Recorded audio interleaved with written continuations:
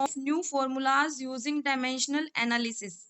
ठीक है, अब हम यहाँ पे फिजिक्स में जितने भी फॉर्मूलाज यूज होते हैं उनको डिराइव करेंगे डायमेंशनल एनालिसिस की हेल्प से। ठीक है, इसमें भी क्या है, आपको देखना है कि कौन सा मेथड यूज हो रहा है, हम कैसे डिराइव कर रहे हैं।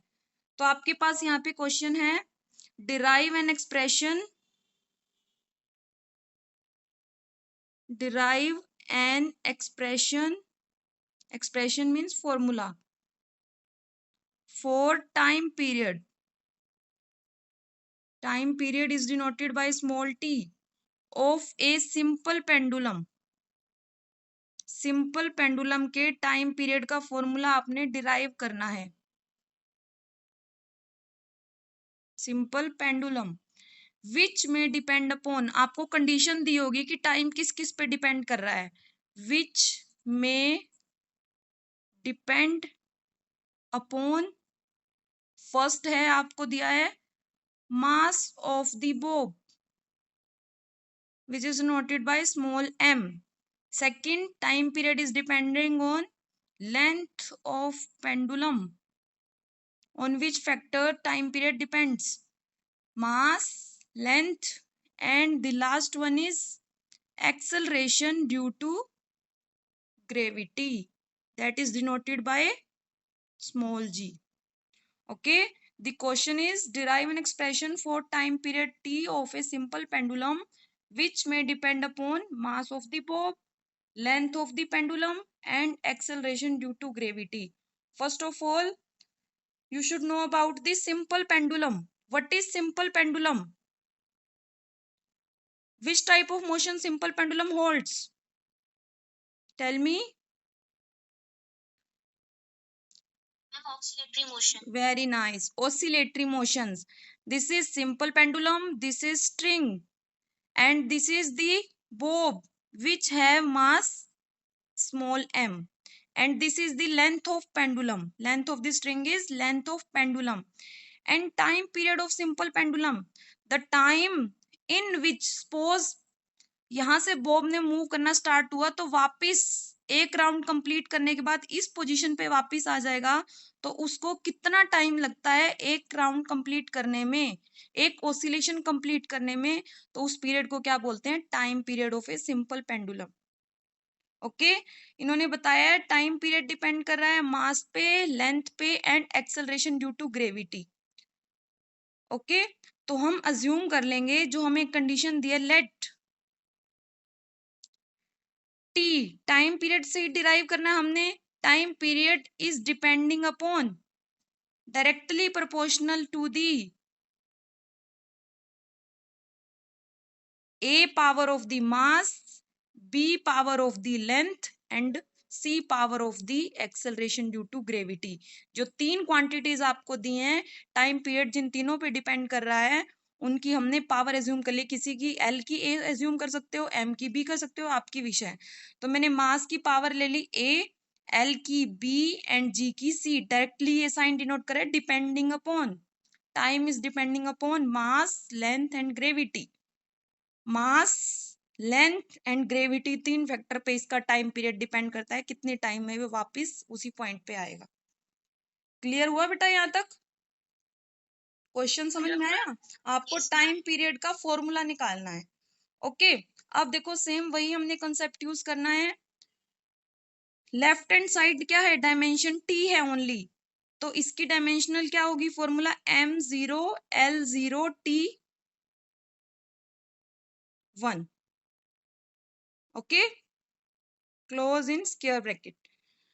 And when we remove the proportionality sign, you know that always with equality and constant k, जब भी आप प्रोपोर्शनैलिटी साइन को रिमूव करते हो तो वहां पे फिजिक्स में रूल होता है, इक्वालिटी लगा के कोई ना कोई कांस्टेंट आता है के। पता है ये तो आपको? जैसे आपने नाइन्थ में किया है ग्रेविटेशनल लॉ। ग्रेविटेशनल लॉ क्या होता है? Gravitational force is directly proportional to the product of masses, inversely proportional to the square of the distance between them,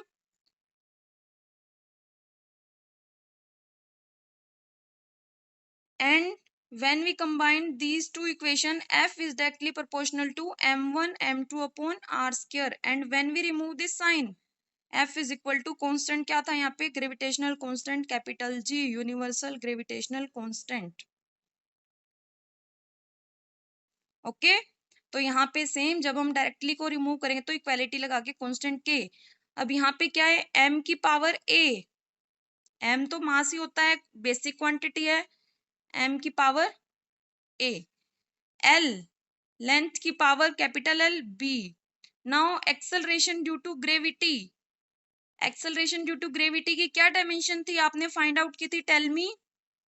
acceleration due to gravity, gravity की क्या आपकी डायमेंशन आई थी, एक्सेलरेशन ही होता है एक तरह का। एक्सेलरेशन क्या होता है, change in velocity by time.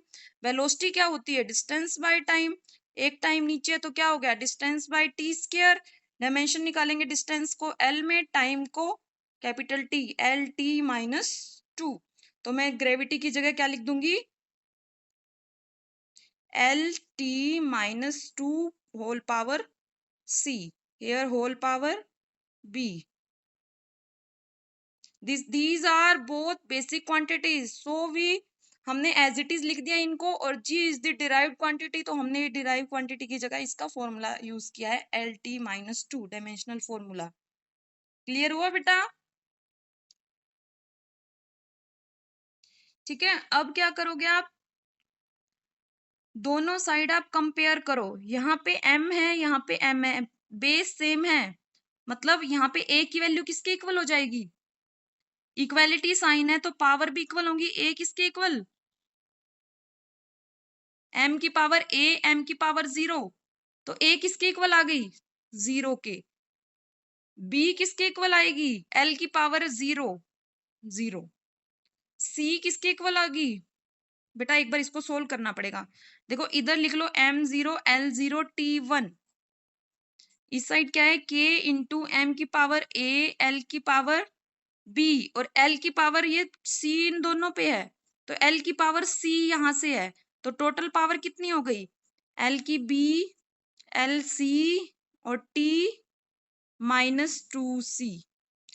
आपको पता है ये पावर का फॉर्मूला, तो a की पावर m इंटू एन क्या बन जाएगा, a की पावर m इंटू एन, a की पावर m हो ऊपर n हो तो मल्टीप्लाई हो जाती है, सेम यहाँ पे माइनस 2 है और c है, t की दोनों के साथ मल्टीप्लाई हो गई, l के ऊपर ओनली c है तो l की c। अब क्या होगा, यहाँ से बेस सेम है तो पावर मल्टीप्लाई करनी है तो पावर क्या हो जाती है,